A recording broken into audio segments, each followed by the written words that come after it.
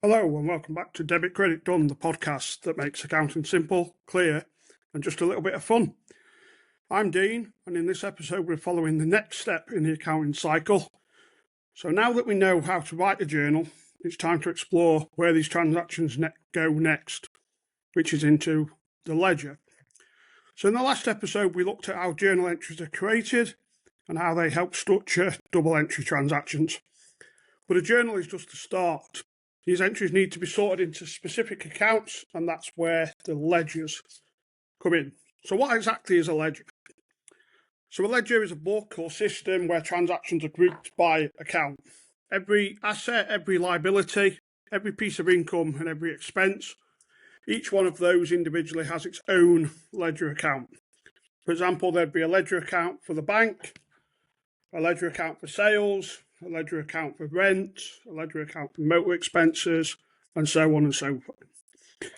So each ledger account shows the full history of that particular item. So if you look at the bank ledger, it tells you all the money that's coming in and going out of a business bank account.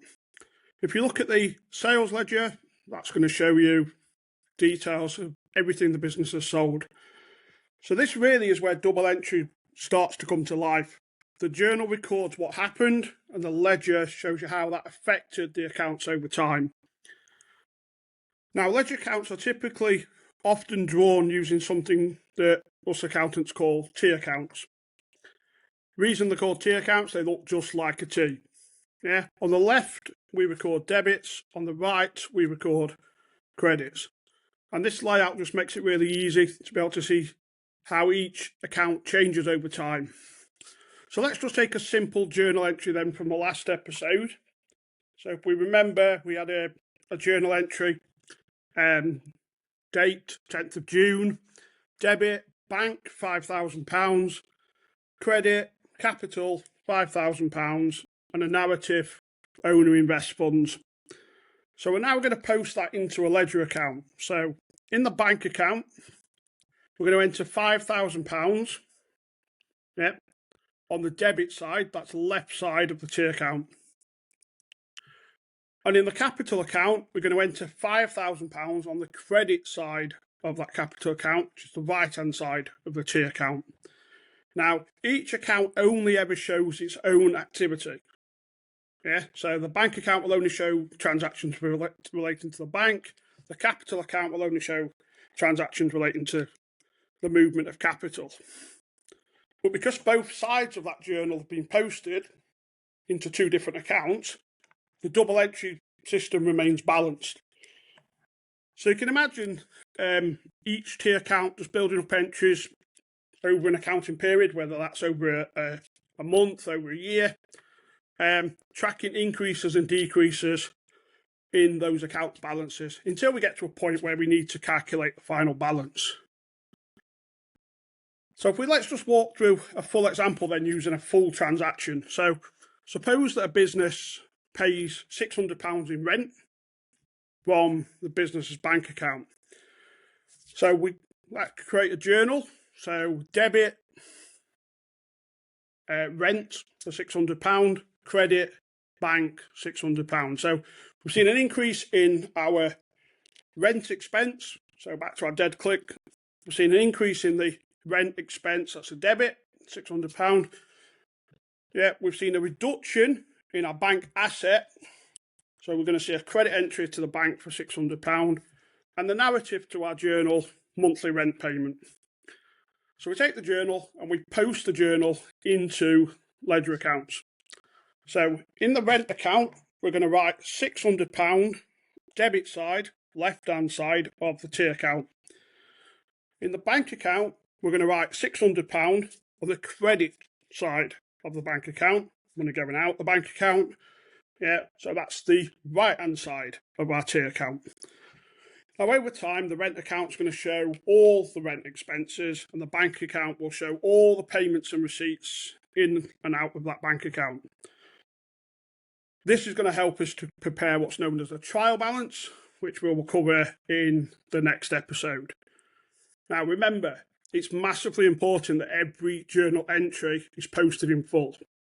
Every debit must go into one account, every credit must go into another account, because if you miss a posting, your accounts won't balance.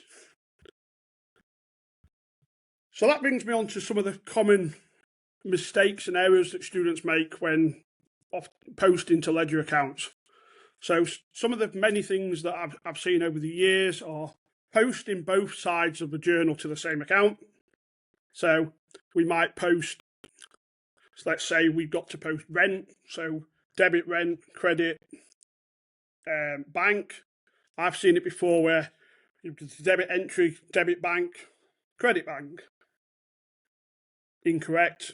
It's not correct. Debit and credits are both still there, but they're both to the same account, which is incorrect.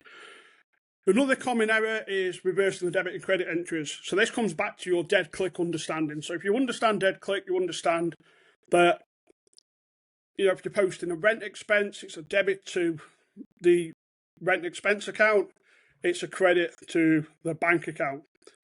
Yeah. What we sometimes see is where students have got that the other way around. So they've got credit to rent, debit to bank. Incorrect. The other thing we see is forgetting to write the correct dates into the ledger account, so we don't know what date the transactions occurred on, and the narrative's been incorrect. Now, for AAT perspective, the narratives in the ledger accounts should be where the other side the transaction is posted. Yeah. And then probably another key mistake, but one that we really shouldn't be making, is just skipping the posting altogether, just forgetting to make the posting. It's an error. It's got quite a quick fix, because if we can understand we didn't post it, we just need to post it. But equally, it's a mistake I see students making time and time again. Now, in order to avoid all of those mistakes, just make sure the journal is fully written before you begin, and then post one side at a time. So post the entry there into the bank, post the entry into the rent expense account. So make sure you've got both sides posted. Now, good bookkeeping, as all good bookkeepers will tell you, relies on accuracy. A small mistake in a posting could create a big problem later when you're trying to balance that holy grail that is the trial balance. One simple error can throw the trial balance out. I can spend quite a lot of time trying to work out what the error is. Yeah, so good bookkeeping relies on accuracy at the point of entry.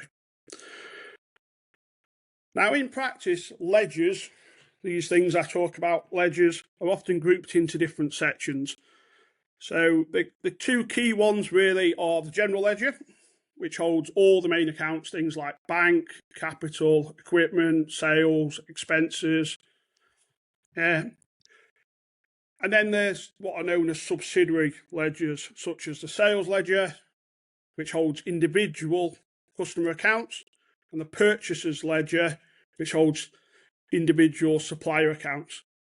Now, if you're doing AAT Level 2 and 3, you're going to need to understand the structure of the general ledger and how the subsidiary accounts fit within that. And think of the general ledger as being a complete set of the business's financial records. Now, each account has its own page or record. Now, it depends if you're doing it on paper or whether you're using some digitalized system. But every account would have its own page in a paper record system, or its own set of records in a digital system, showing all transactions in date order. And this layout gives you clarity and makes it easier to be able to calculate balances at the end of the period. So if we just summarise some of the key points then from today's podcast, the ledger is where transactions are sorted by account. So we sort each transaction into, bank account transactions, your sales transactions, your purchases transactions, your telephone expenses transactions. And every account has its own ledger, which is often shown as a T account. Now, anyone who knows me or anyone who's been a former student of mine will know that I love T accounts.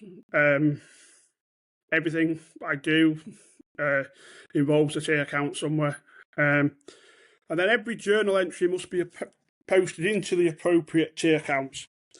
And accurate posting is massively essential for the trial balance to balance, and then the onwards preparation and production of financial statements.